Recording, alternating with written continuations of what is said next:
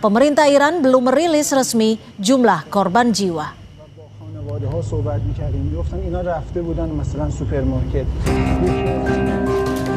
Presiden Amerika Serikat Donald Trump mengaku tengah mempertimbangkan serangkaian opsi tegas terhadap Iran.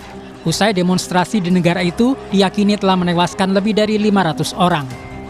Trump mengancam otoritas Iran agar tidak menembak para demonstran. Ia mengklaim bahwa negaranya terus mengamati situasi dengan sangat cermat.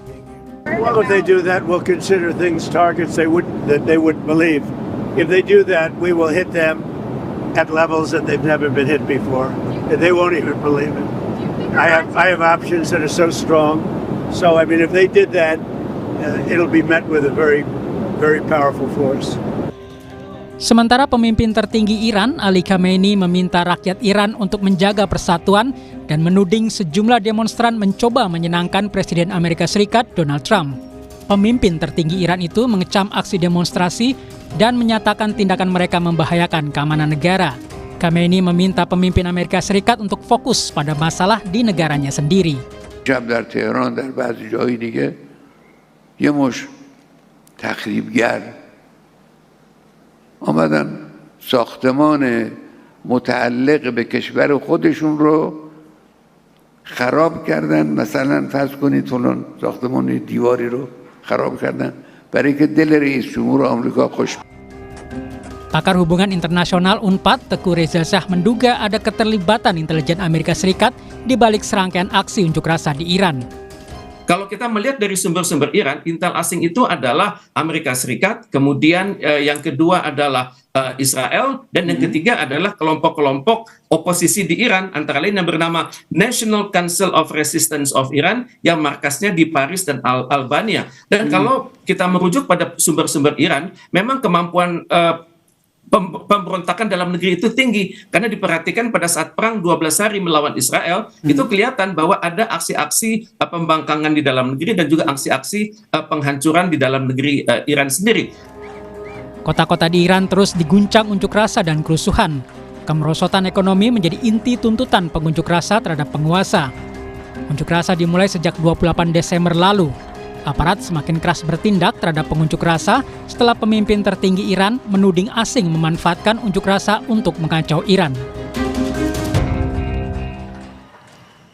Lalu bagaimana Iran meredam kemarahan warganya yang terus meluas? Kita bahas bersama dosen geostrategi dan geopolitik Universitas Udayana.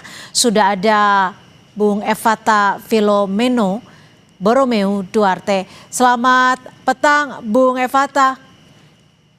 Selamat petang, Mbak. Ya, bagaimana Anda menanggapi dari kacamata Anda soal tudingan Iran ke Amerika sebagai dalang dari rusuh demonstran di Iran?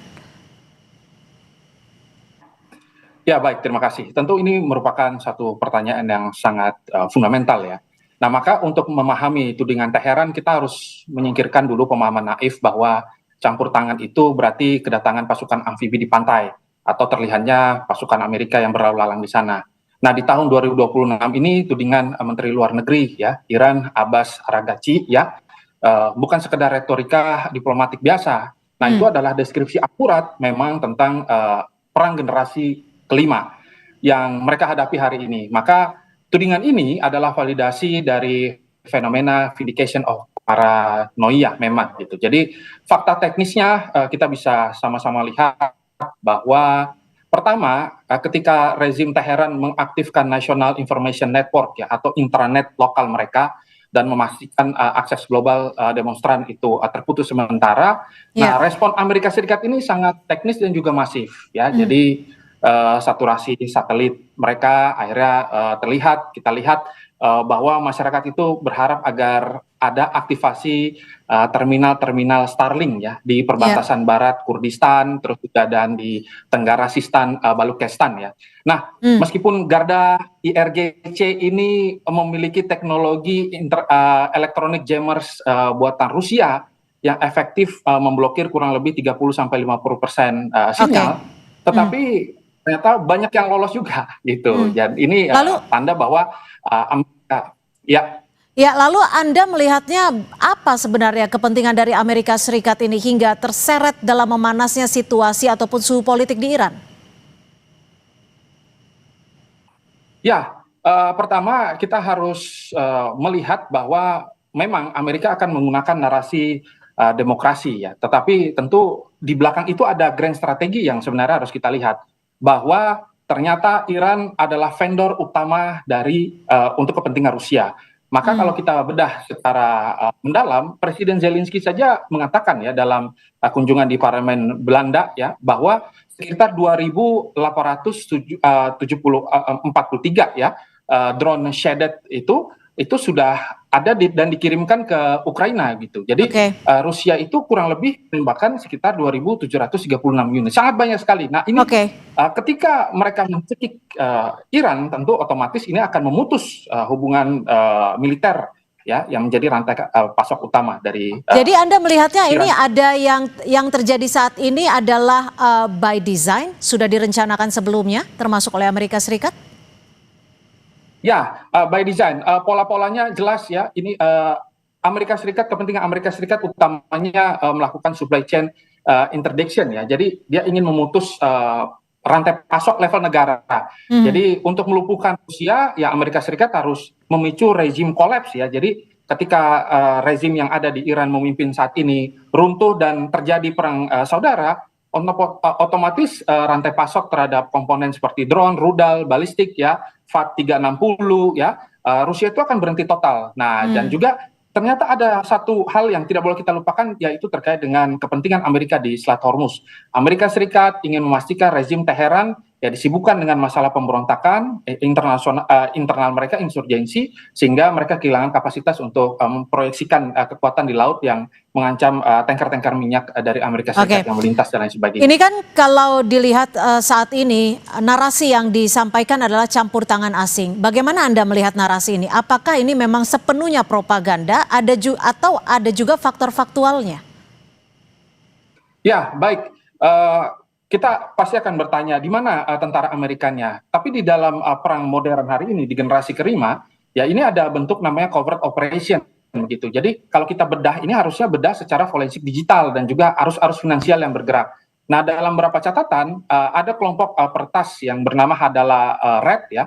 Mereka tidak cuma merilis rumor, tetapi mereka mengatakan bahwa ada kepentingan operasi intelijen dari Israel di dalamnya. Mereka mengekspos nama Mehmet Rahimi ya, yang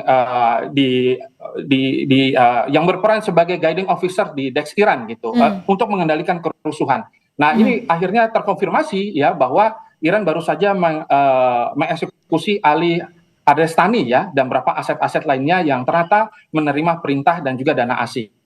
Nah, selanjutnya Dinas Intelijen Iran juga mendeteksi transaksi yang bersifat anomali. Ya, mereka menggunakan cryptocurrency saat di mana rial akhirnya tidak mampu bertahan hari ini, mereka menggunakan cryptocurrency dan tentu dengan dana yang sangat banyak ini hanya bisa dikendalikan oleh state actor. Dan juga ternyata jelas sekali ya. Mas Fatah, jika memang nantinya Amerika Serikat memutuskan untuk menyerang Iran, lalu apa yang akan berdampak khususnya untuk negara-negara di sekitarnya?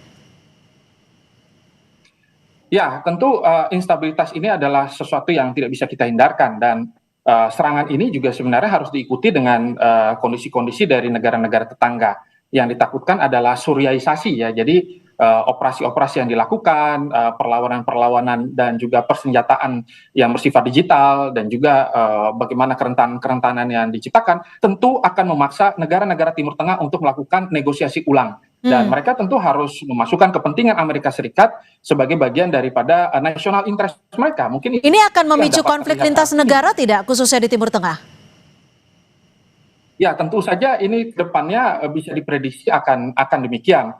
Tetapi konflik horizontal dan konflik vertikal ini harus sama-sama kita lihat dan kita analisis bersama. Dan kepentingannya tentu tidak lepas dari bagaimana Amerika Serikat memang ingin merekalibrasi kembali kekuatannya hari ini di Timur Tengah dan untuk mempercepat proyeksi-proyeksi kepentingan mereka terkait dengan minyak dan juga situasi geopolitik hari ini yang mereka harapkan itu di bawah kendali mereka.